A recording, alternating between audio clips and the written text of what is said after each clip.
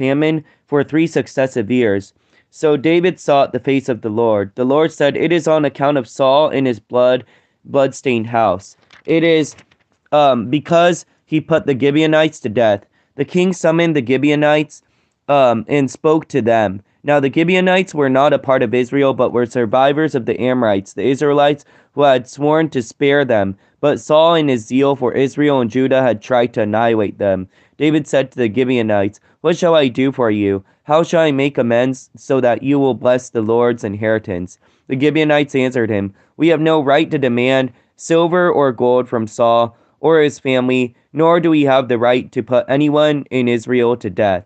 "What do you want me to do for you?" David asked. They answered the king, "As a man who destroyed us and plotted against us, so that we have been disseminated and have no place anywhere in Israel, let 7 of his male descendants be given to us to be killed and exposed before the Lord at Gibeah of Saul, the Lord's chosen one."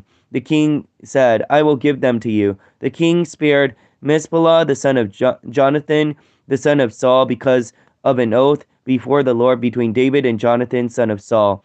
But the king took Ammoni and Mizpah, the 2 sons of Aiah's daughter Rizpah, whom she had borne to Saul, together with 5 sons of Saul's daughter Mirzab, whom she had borne to Adriel, son of Berzai the Melahite. He handed them over to the Gibeonites, who killed and exposed them on a hill before the Lord.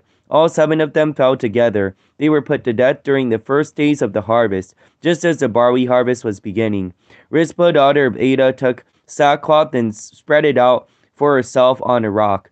From the beginning of the harvest till the rain poured down from the heavens on the body, she did not let birds of the air touch them by day or the wild animals by night.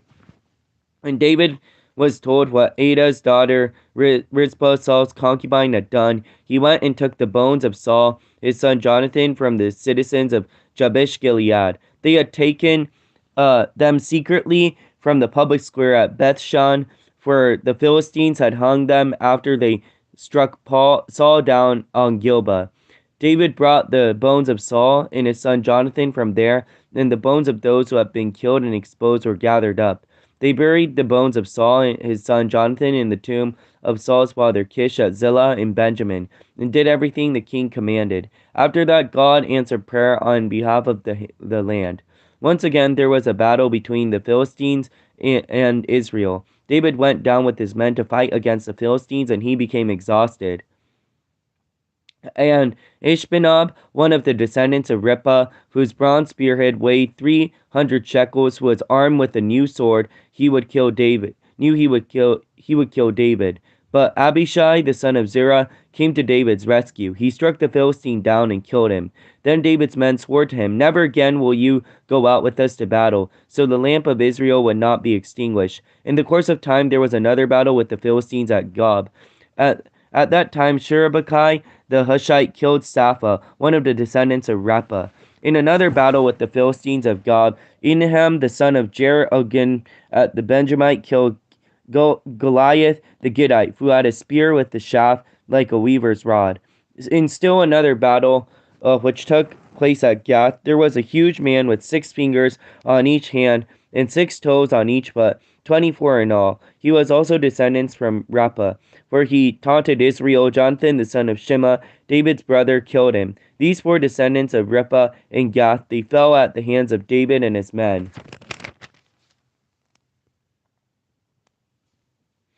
ダビデの時代に3年間引き継いて飢饉があった。そこでダビデが主の御心を伺うと、主は仰せられた。サウルとその一族に血を流した罪がある。彼がギブオン人たちを殺したからだ。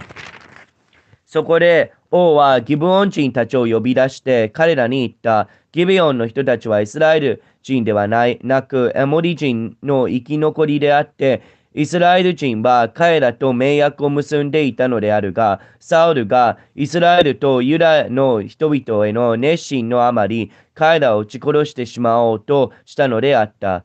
ダビデはギベオン人たちに言った。あなた方のために私は何をしなければならないのか。私が何を作らったら、あなた方は主の譲りの地を祝福できるのか。ギベオン人たちは彼に言った。私たちとサウルおよびその一族との間の問題は銀や金のことではありません。また私たちがイスラエルのうちで人を殺すことでもありません。そこでダビデが言った。せいでは私があなた方に何をしたらよいというのか。彼らは王に言った。私たちを立ち滅ぼした。そうとしたもの、私たちを滅ぼしてイスラエルの領土のどこにもおられないように企んだもの、そのものの子供の7人を私たちを引き渡してください。私たちは主の選ばれたサウルのギブアで主のために彼らを晒し者にします。王は言った。死に引き渡そう。しかし王はサウルのヨナタンの子、メフボツのを惜しんだ。それはダビデとサウルの子、ヨナタンとの間で、主に誓った誓いのためであった。王はアヤの娘、リツバがサウルに産んだ二人の子、アルモニとメスボテ、それにサウルの娘、メボブが、メホラ人、バルシジライの子、アデリエルに産んだ5人の子を取って、彼らをギベオン人の手に渡した。それで彼はこの者たちを山の上で主の前に晒し者にした。これら7人は一緒に殺された。彼らは借り入れの時の始め、大麦の借り入れの始まった頃、死刑に処された。アヤの娘、リツバパは荒布を抜いて、それを岩の上に敷いて座り、借り入れの始めから雨が天から彼らの上に降る時まで、昼には空の鳥が、夜には野の獣が死体に近寄らないようにした。サウルのそばめ、アヤの娘のリツバのしたことはダビデに知らされた。するとダビデは言って、サウルの骨とこのヨナタンの骨をヤツベギルアレの者たちのところから取ってきた。これはペリシテ人がサウルのギルボで殺した日に、ペリシテ人が彼らを晒したペテシャンの広場から彼らが盗んでいったものであった。ダビデがサウルの骨とこのヨナタンの骨をそこから携えて登ると、人々は晒し者にされた者たちの骨を集めた。こうして彼らはサウルの子とそのヨナタンの骨をベンヤミンの地のシナにあるサウルの父キシュの墓に葬り、すべての王が命じられた通りにした。その後神はこの国の祈りに心を動かされた。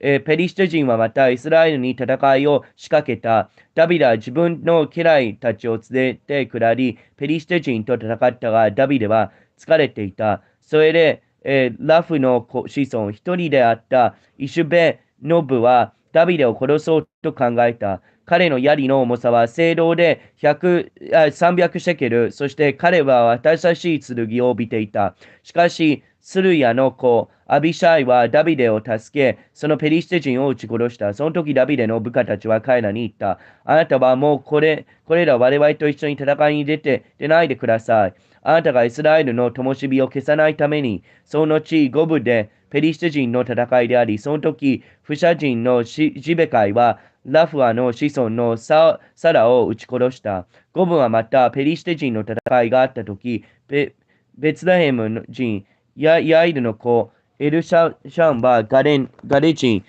ゴリアテの兄弟、ラフミを撃ち殺した。ラフミの槍の絵は、旗織りの巻棒のようであった。さらにガレの戦いがあったとき、そこに手の指が6本ずつで、合計24本指の闘士がいた。彼もまたラフの子孫であった。彼はイスラエルを阻止ったが、ダビデの兄弟、シムアの子、ヨナタンが彼を撃ち殺した。彼から4人のガレのラフの子孫で、ダビデとその家来たちの手にかかって倒れた。